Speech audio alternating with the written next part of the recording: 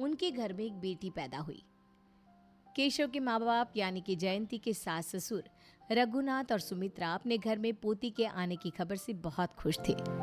लेकिन कुछ ही दिनों बाद जब पता चला कि जयंती और केशव की बेटी नॉर्मल नहीं थी बल्कि किन्नर थी, रघुनाथ और सुमित्रा के तो होश ही उड़ गए। देखो जयंती, तुम्हारी ये बेटी जैसे जैसे बड़ी होगी वैसे वैसे मुश्किलें बढ़ेंगी, और वैसे भी एक किन्नर को घर में रखना ठीक नहीं है बेटा।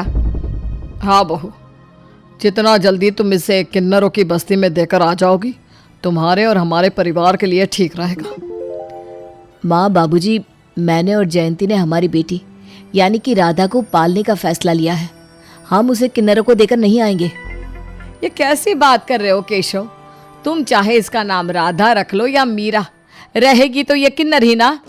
देखो केशव, जितना जल्दी तुम अपनी इस किन्नर बेटी से मोह छोड़ दोगे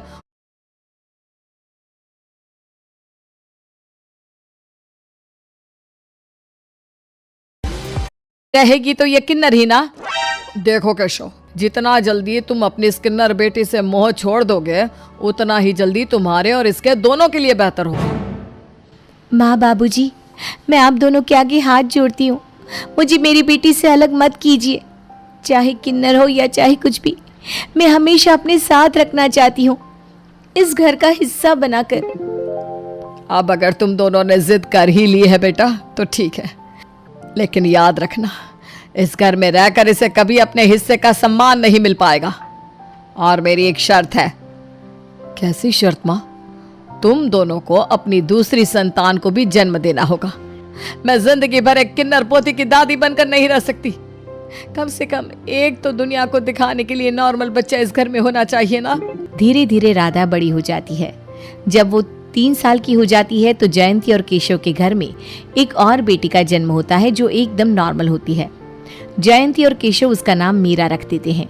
एक दिन शाम के वक्त जब रघुनाथ और सुमित्रा अपनी छोटी पोती मीरा को गोद में खिला रहे थे तो राधा वहां पर पहुंच जाती है।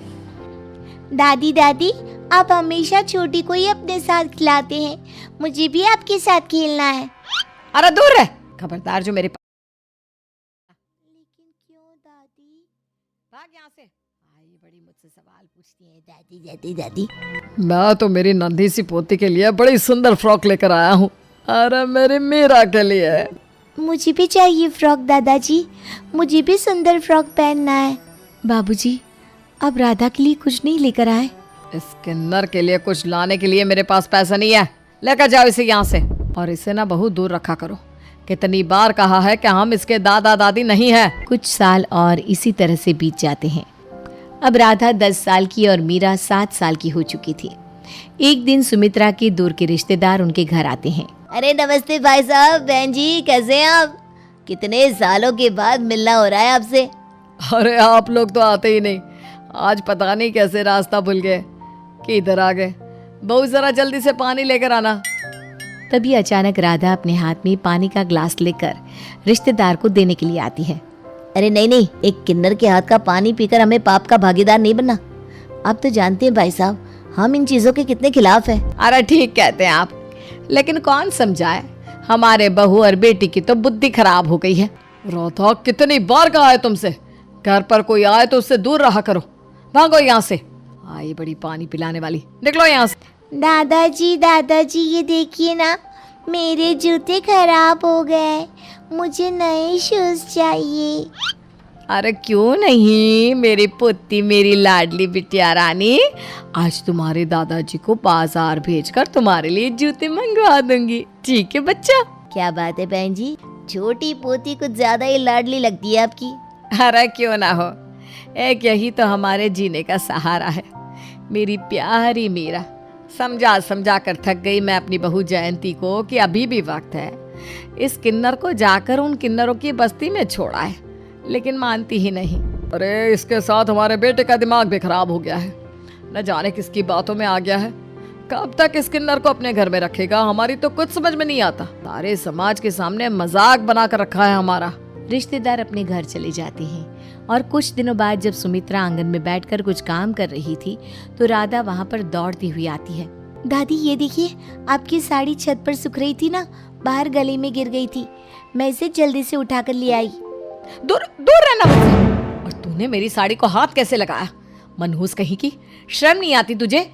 मैंने मना किया था ना कि मेरी किसी भी चीज को हाथ मत लगाना। लेकिन दादी, अगर मैं नहीं उठाकर लाती तो आपकी साड़ी नाली में गिर जाती। अरे तेरे हाथों को छूने से बेहतर होता कि नाली में ही गिर जाती।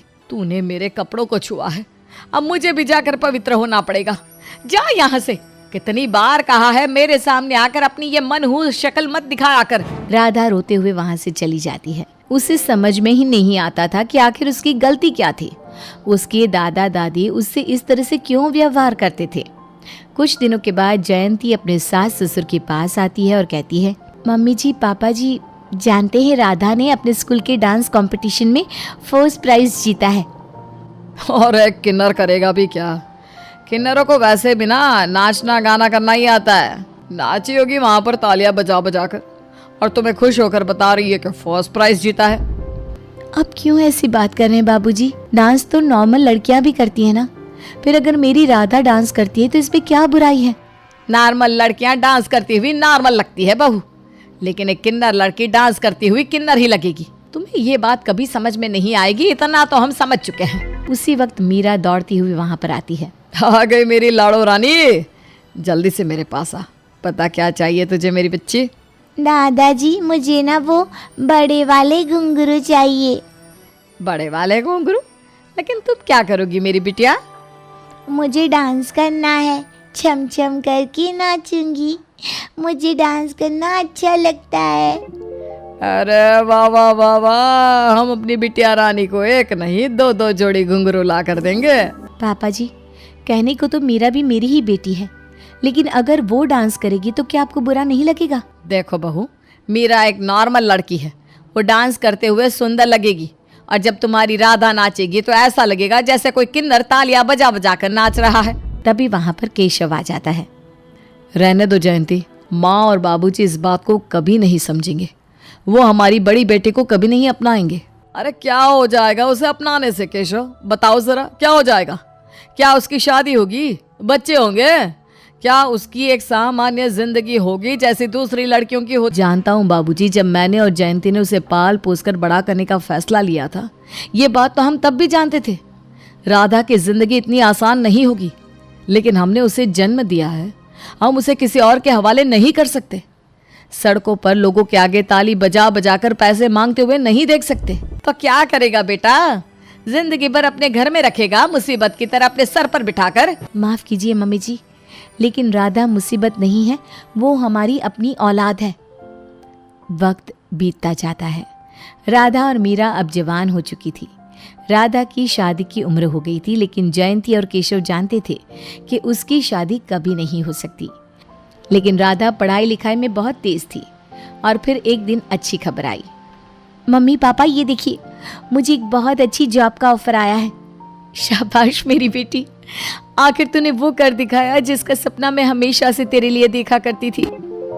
सारी दुनिया से लड़के हमने तुझे पाल पोस कर बड़ा किया है बेटा, अब तू जा, आराम से जाकर नौकरी कर।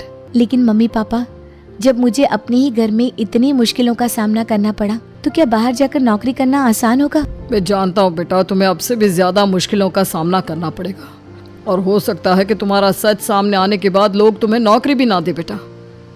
और फिर मैं क्या करूंगी? देखो बेटा, तुम्हारा इस तरह से पैदा होना भगवान की मर्जी थी, इसमें किसी की कोई गलती नहीं है। लेकिन तुमने पढ़ लिख कर अपने आप को इस काबिल बनाया कि तुम अच्छी जगह नौकरी कर सको, तो अब डरना कैसा? लेकिन जब राधा कंपनी में नौकरी करने के लिए जाती है, तो कंपनी में जैसे ही पता चलता है कि वो एक नॉर्मल लड़की नहीं बल्कि किन्नर है, तो उसे नौकरी से निकाल दिया जाता है। राधा दुखी होकर अपने घर लौट आती है, और फिर राधा एक सवाल पूछती है। जिस तरह से दुनिया में सब लोग पैदा होते हैं, हर बच्चा जन्म लेता है, वैसे ही अपनी माँ की कोख से हम किन्नर भी जन्म लेते हैं। और किन्नर होना कोई अपराध तो नहीं है, ये तो एक जन्मजात चीज है, कोई बीमारी नहीं। कभी कभी भगवान कुछ लोगों को दूसरे लोगों से अलग बना देता है, लेकिन इसका मतलब ये तो नहीं ना कि उन्हें जिंदगी जीने का कोई हक नहीं है। अगर आप लोगों के पास मेरे सवाल का जवाब है तो जरूर बताइएगा। क्या एक किन्नर होना इतना बड़ा अपराध है कि उसे अपने घर में रहकर अपनी जिंदगी जीने का हक नहीं, अपने जीवन को जीने के लिए नौकरी करने का हक नहीं, नॉर्मल लोगों के साथ रहने का हक नहीं? तो आखिर क्या हक है हम किन्नरों को सड़कों पर खड़े होकर पैसे मांगना और हर वक्त लोगों के मजाक का पात्र बनना? क्या यही है हमारा हक?